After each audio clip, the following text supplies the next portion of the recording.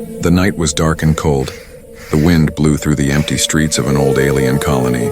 Streetlights flickered weakly, throwing long shadows on the broken road.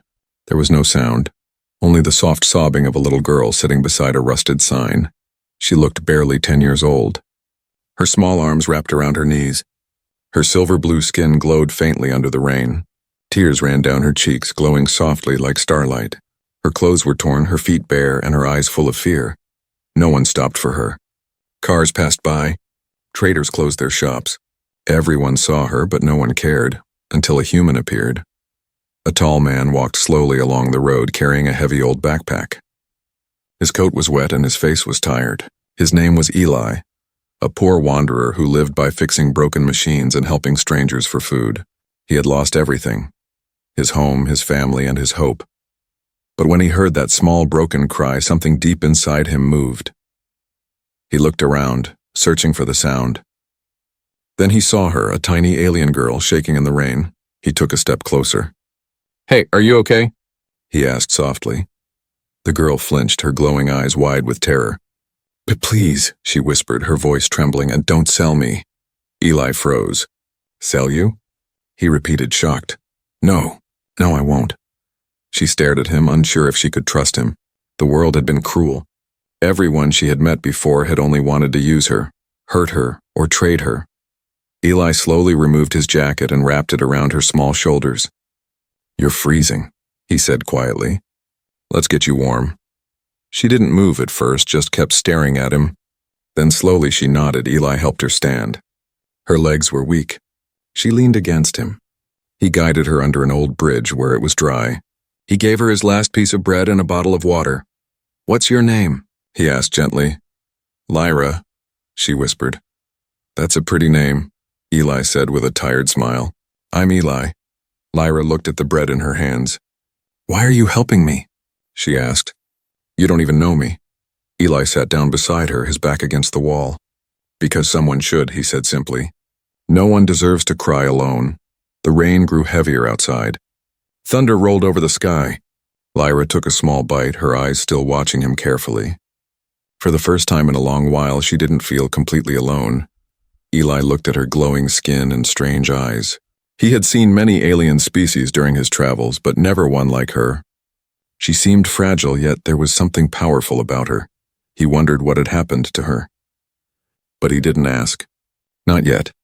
After some silence, Lyra spoke again. "My stepmother left me," she said quietly. "She said I was a mistake.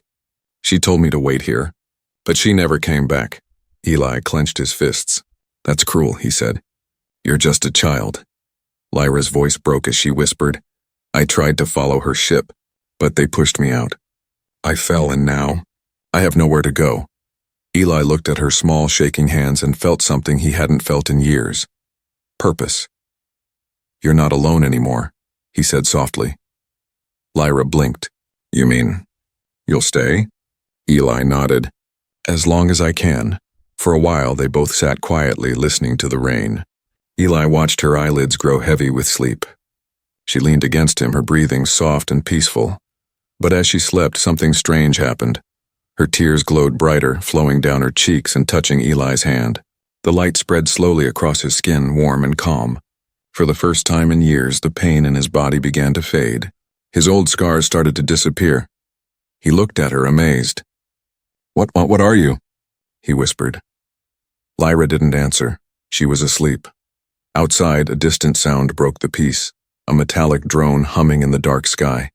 A red beam scanned the street, searching for something, or someone. Eli pulled the girl closer and covered her with his jacket. The drone hovered for a moment, then flew away. He sighed in relief, but unease filled his chest. Whoever had abandoned her might come looking. He looked down at her small face again. She was still sleeping, clutching his sleeve tightly as if afraid he might disappear too. Eli whispered to himself, "Don't worry, kid. I've got you." And for the first time in years, he smiled. A small, tired smile, but real. Above them, lightning flashed, lighting the sky in silver. Somewhere in the darkness, unseen eyes watched. The girl's glow had not gone unnoticed. The night was far from over. Hook. As Eli closed his eyes to rest, He didn't see the faint symbols glowing under Lyra's skin, ancient royal marks that pulsed with hidden power. Someone, somewhere, had just found her signal. Morning came slowly over the broken city. The rain had stopped, but the ground was still wet and cold. The first light of dawn touched the cracked walls and dusty glass. Eli opened his eyes. His body ached from sleeping on the hard floor, but the little alien girl was still beside him, wrapped in his jacket. Her tiny face looked calm now, no longer twisted in fear. For a moment, he just sat there, watching her sleep. He hadn't felt this kind of peace in years. When she woke up, she blinked and looked around with wide eyes. "You stayed," she said softly. Eli smiled a little. "Told you I would." She sat up, still holding the edge of his jacket. "You could have left," she whispered. "Everyone leaves," Eli sighed. "Yeah, everyone leaves when they've got somewhere better to go. But I don't." He reached into his bag and pulled out a small packet of dry food. It wasn't much, just old survival bars and a bit of water. He handed her one. Lyra hesitated, then took it. "Thank you. You're welcome," he said. "Eat slowly. We'll need our strength." Lyra looked at him carefully. "Why are you helping me? You don't even have enough for yourself." Eli chuckled, shaking his head. "I may have nothing, kid, but that doesn't mean I can't share." She tilted her head, confused but touched. No one had ever spoken to her like that. Outside the bridge, the ruined colony slowly came to life. People walked by, drones hummed above, and alien merchants opened small shops. But none of them cared about the man and the alien child hiding in the shadows. Eli stood up and stretched his back. "We should move," he said. "This place isn't safe. Someone might come looking for you." Lyra's eyes filled with fear. "The soldiers," she whispered. "They work for her." "My stepmother," Eli frowned. "She sent soldiers after you?" Lyra nodded. "She sold me to men who buy children with special blood. But when they scanned me, they became scared. They said I was wrong, Eli repeated. Lyra lowered her head. "They said I wasn't normal. They said I could destroy them all." Eli didn't understand, but he saw the fear in her eyes. "You're not wrong," he said quietly. "You're just different." They began walking through the narrow alleys, keeping their heads low. Eli tried to look calm, but his mind was racing. He didn't know who this girl really was, but he could feel she was important. Too important. As they walked, he noticed something strange. Every time Lyra touched a broken light or a dead screen, it flickered to life for a few seconds. She didn't even notice it. But Eli did. When they reached a small junk market, Eli stopped to sell some of the scrap metal from his bag. The alien shopkeeper looked at Lyra suspiciously. "She yours?" he asked. Eli forced a smile. "My little cousin." The shopkeeper laughed. "Funny cousin. She glows." Eli's hand tensed. "It's a skin condition," he said quickly. The alien shrugged and handed him a few credits. It wasn't much, but enough to buy food. As they left, Lyra tugged on his sleeve. "They'll find me soon," she said in a small voice. Eli knelt down and looked into her glowing eyes. "Let them try," he said. "I've faced worse." Lyra's lips trembled. "They'll hurt you too." Eli smiled softly. "Kid, I've been hurt enough already. I'm still standing." They walked toward the edge of the colony where the broken towers met the open wasteland.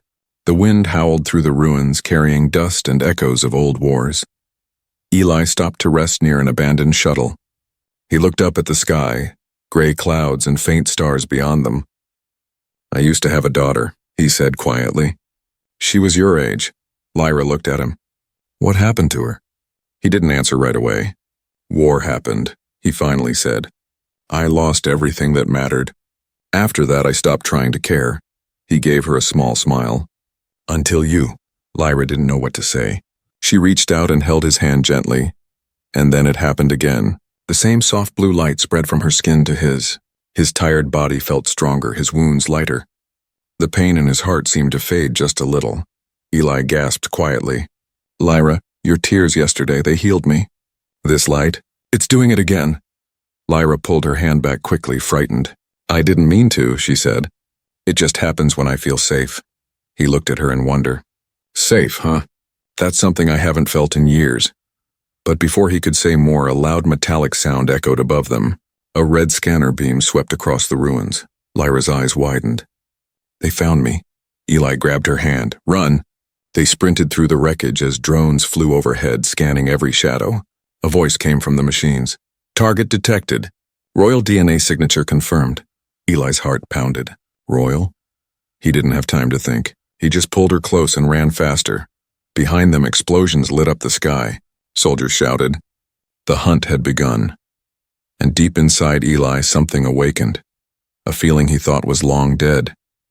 He would protect this girl, even if it cost him everything. Hook. As they ran into the desert ruins, Lyra's eyes glowed brighter than ever. For the first time, Eli saw faint symbols appearing on her skin, the mark of a royal heir. Someone somewhere wanted her back. The night returned with roaring winds and flashing lights in the sky. The sound of drones echoed through the ruins as Eli and Lyra ran between broken walls and fallen metal beams. The ground shook with every explosion behind them. Eli's breath burned in his chest, but he didn't stop. He held Lyra's hand tightly. Her small fingers trembled in his grip, glowing faintly in the darkness. "Keep running, Lyra," he shouted. "I can't. I'm tired," she cried, gasping for air. Eli looked around and spotted a broken shelter ahead, an old cargo station half buried in dust. He led her inside. The doors screeched as he forced them shut. He pressed his back against the cold wall, breathing hard. Lyra collapsed to her knees, panting. Her glowing tears fell to the dusty floor, creating tiny sparks where they touched. Eli crouched beside her. "You okay?" She nodded weakly. "They'll find us soon. They always find me." Eli looked at her glowing skin and the strange blue marks running along her arms. "Who are they?" he asked. "The hunters," she whispered. They were made to protect the royal family, but when the queen died, they started hunting the bloodline instead. Eli frowned. "So, you're royal?" Lyra shook her head. "Not anymore. I was supposed to be dead."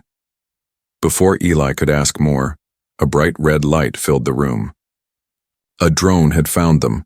It hovered near the ceiling, scanning with a buzzing sound. "Get down!" Eli shouted. He grabbed a metal pipe from the floor and threw it.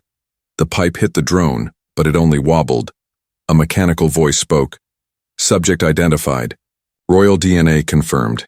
Capture alive." The drone fired a net of glowing wires. Eli pushed Lyra out of the way, but the net hit him instead, wrapping around his chest. Electricity ran through his body.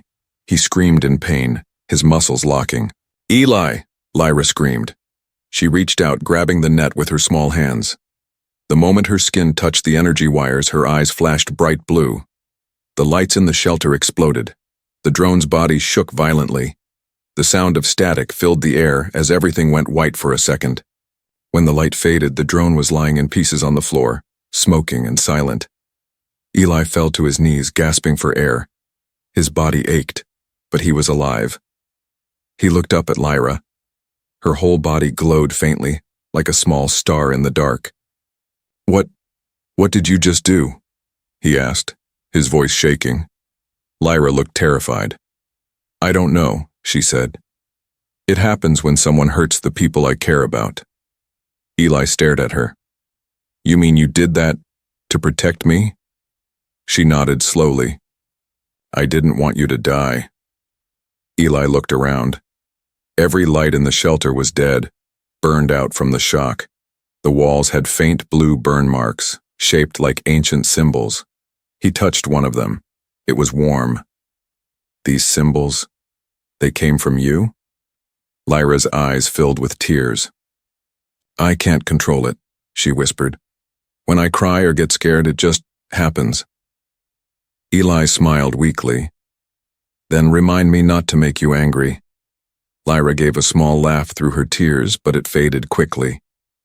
"They'll send more drones now. They always do when one goes missing."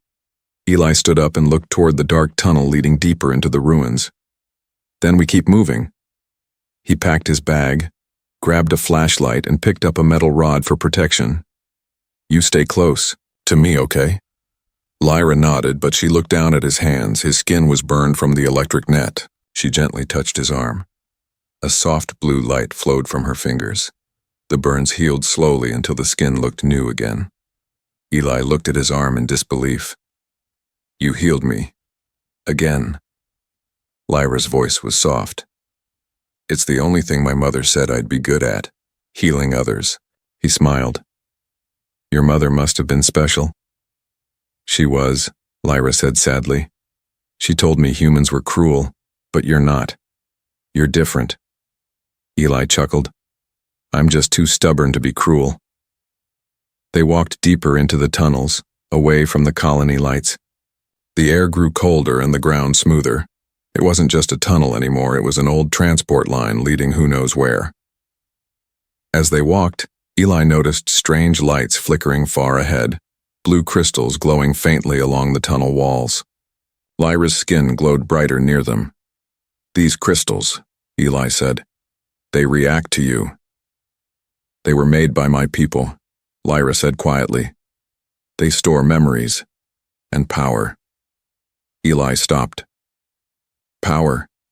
Before she could answer, a voice echoed through the tunnel, metallic and cruel. Surrender the royal air, human, you are surrounded. Eli turned sharply. Red lights appeared at both ends of the tunnel, soldiers in armor, moving closer. Lyra grabbed his sleeve, terrified. They found us. Eli's heart raced. He looked at her glowing eyes and whispered, Then let's make them regret it. He picked up the metal rod and stepped forward. The soldiers raised their weapons. The tunnel filled with red light. And then, as fear rose in Lyra's heart, her body began to shine again, brighter than before. The symbols on her skin spread like living fire. The air crackled with energy. Eli had to shield his eyes. Hook. The soldiers froze as the ground began to tremble. Lyra's voice, calm but echoing like thunder, said, Don't touch him. The light exploded outward, turning the darkness into day. The explosion shook the tunnel like thunder. Blue light burst out from Lyra's body, blinding every soldier in sight. Metal armor cracked, drones sparked, and the air filled with dust and burning circuits. Eli pulled Lyra close and covered her with his coat.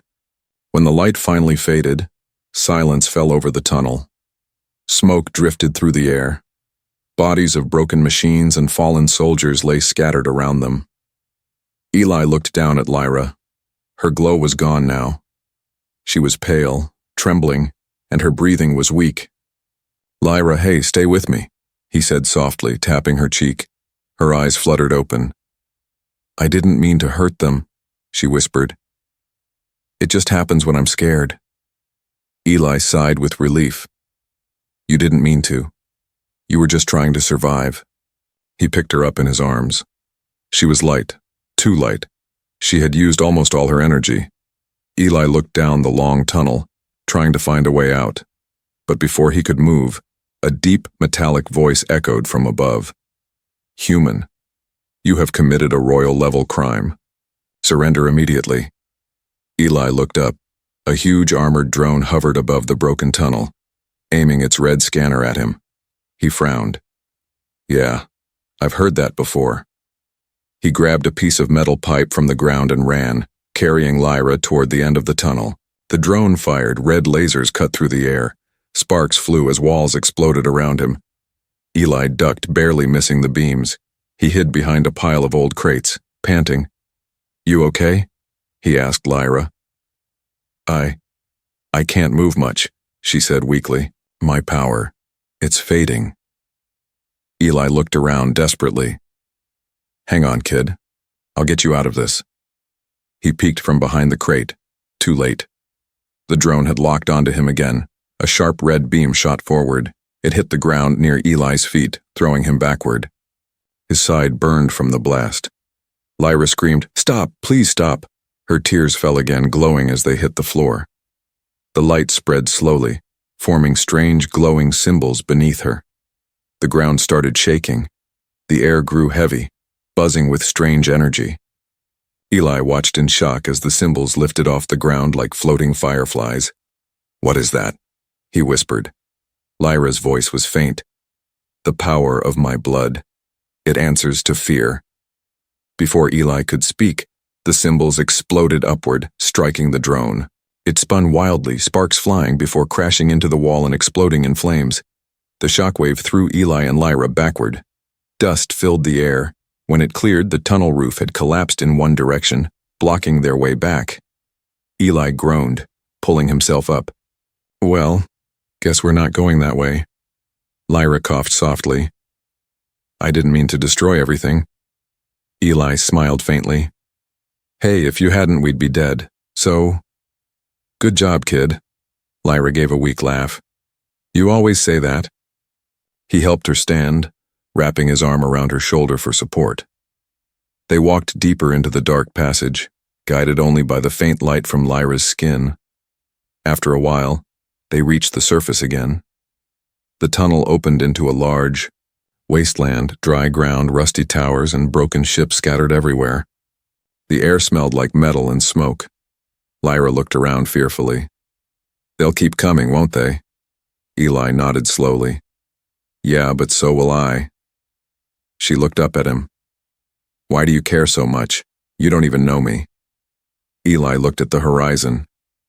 Maybe I don't, but I know what it's like to be left behind. No one deserves that. Lyra's eyes softened. You're strange for a human. Yeah, he said with a small smile. That's what everyone says. They walked for hours until they found an abandoned transport station half buried in sand. Inside, old lights flickered, and dust floated in the air like mist. Eli set Lyra down on a bench and looked for supplies. He found an old med kit and some water bottles. He cleaned her small cuts and wrapped a blanket around her. You need rest, he said.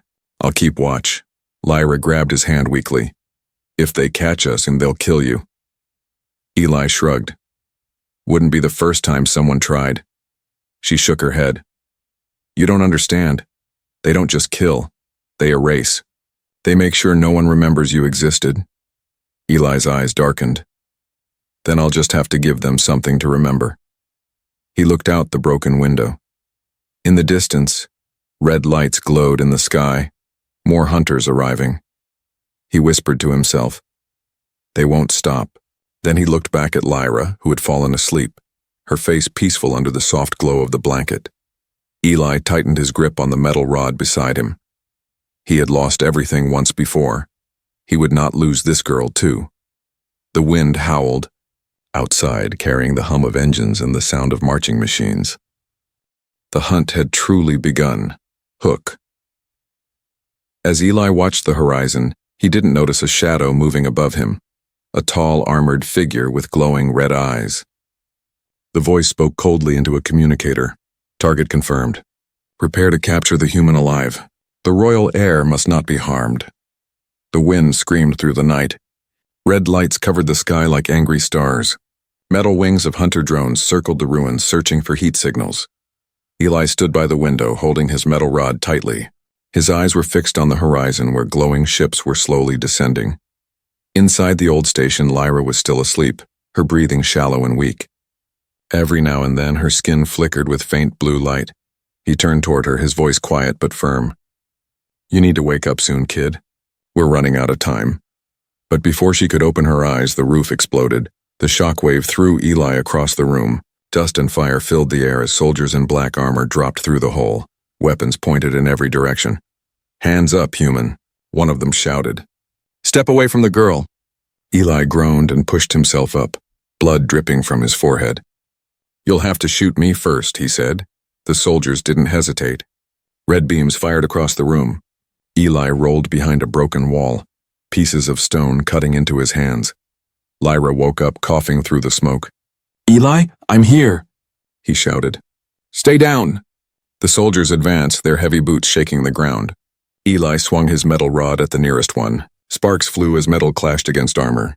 He dodged another blast and threw a piece of debris at a soldier's faceplate. He fought like a man who had nothing left to lose, but there were too many of them. A soldier hit him in the stomach with the butt of his gun. Eli fell to his knees, gasping for air. Another soldier raised his weapon, the barrel glowing bright red. Lyra screamed, "No!" Her cry echoed like thunder. The air trembled. Light exploded from her body, pushing everyone back. The soldiers flew through the air and crashed into walls. The windows shattered. Every machine in the room sparked and died. Eli blinked through the blinding glow. Lyra? She stood in the center of the room, eyes glowing pure blue, her hair floating as if caught in an invisible wind. The symbols on her skin burned brighter than ever before. "Stop hurting him," she said. Her voice was no longer soft. It echoed like two voices speaking at once, human and something ancient. The remaining soldiers aimed at her. "Contain the target," one shouted, but before they could fire, Lyra raised her hand. Blue energy burst from her palm like lightning. The beams struck their weapons, melting them instantly. The soldiers screamed as their armor overheated and shut down. One by one, they fell to the ground unconscious. Eli watched in shock. He could feel the power in the air. It was wild, alive, and terrifying. "Lyra, stop," he shouted. "You'll hurt yourself." She looked at him, her eyes full of tears. "They were going to kill you." "I know," he said, stepping closer slowly. "But you don't have to become a monster to protect me." Her breathing grew heavier. The blue glow flickered. The power began to fade. She dropped to her knees, gasping for breath. The light around her disappeared. Eli rushed to her side and caught her before she hit the ground. Hey, easy," he said softly. "I've got you. I didn't mean to," she whispered, her voice weak. "It just came out. Like fire inside my chest." Eli held her tight. "You did what you had to. You saved my life, Lyra." Tears filled her glowing eyes. "Every time I use it, I remember her, my mother. She said this power would destroy me one day." Eli brushed the hair from her face. "Then we'll make sure it doesn't. You're not alone anymore." Outside, more ships were landing. The ground shook as new forces arrived. Eli looked out the window. Hundreds of red lights moved across the wasteland, closing in. "Guess that was the welcoming party," he muttered. Lyra tried to stand, but she was too weak. "There's a way out," she said faintly. "There's a ship under the ruins, a secret escape my mother built." Eli's eyes widened. "A ship? You could have told me sooner." "I didn't think I'd need it again," she said. He smiled. "Well, kid, I think now's a good time." He picked her up again and ran out the back door as another explosion shook the building. Fire lit up the night behind them. They reached a half-buried hangar. Inside, covered in dust and vines, was a small silver craft. Eli stared at it in disbelief. "This thing still works?" Lyra nodded weakly. "If I touch it, it will wake." She placed her glowing hand on the hull. Blue veins of light spread across the metal and the ship came to life, engines humming softly. Eli helped her inside and took the pilot's seat. The controls glowed with symbols he couldn't read. Lyra touched his arm. "I can guide you." Outside, the soldiers were already approaching. Shouting orders, Eli looked at her and said, "Then let's fly." The engines roared, lifting the ship into the air just as red beams tore through the hangar. The craft shot into the night sky, leaving behind fire and chaos. As the ground vanished below, Lyra leaned her head on Eli's shoulder. "You saved me," she whispered. Eli smiled faintly. "No, kid. You saved us both." The stars stretched endlessly across the black sky as the small silver ship flew through the darkness. Inside, Eli sat in the pilot's chair, his hands gripping the controls tightly. The hum of the engines filled the silence. Lyra sat beside him, wrapped in a blanket, her face pale but calm. Blue light from the ship's dashboard reflected in her eyes. She was quiet, but her mind was heavy with thoughts she could no longer avoid. Eli glanced at her. "How are you holding up?" "I'm fine," she whispered. "Just tired and scared." He gave a faint smile. "That makes two of us." They had escaped the soldiers, but not the danger. Eli knew they were being tracked. Someone that powerful wouldn't stop until they had her. As they passed through the thick clouds of a dead moon, the ship beeped softly. A small screen lit up with words written in alien language. Lyra's eyes widened. "It's calling us," she said. "There's a safe place nearby." "My mother's message." "It's still active," Eli frowned. "Your mother left a message?" "Yes, before she died." Her voice trembled. "She said one day someone would come for me. Someone with a human heart." Eli blinked. "A human heart?" Lyra nodded. "She said kindness would save the royal blood, not power." He looked away, his chest tightening. "That woman was wiser than most humans I've met." The ship slowly descended through the mist, landing near an old research station built into the mountains. The building looked ancient, covered in vines and dust, but the doors opened automatically as they approached. Inside, the air was cold and quiet. Old machines hummed weakly, their lights flickering like dying stars. Eli helped Lyra walk down the corridor. On the walls, glowing blue symbols appeared as she passed, her presence waking the place from its long sleep. They entered a large chamber filled with holograms and old data screens. At the center stood a glowing crystal orb. Lyra stepped closer, her hands shaking. "This is it," she whispered. Her memory.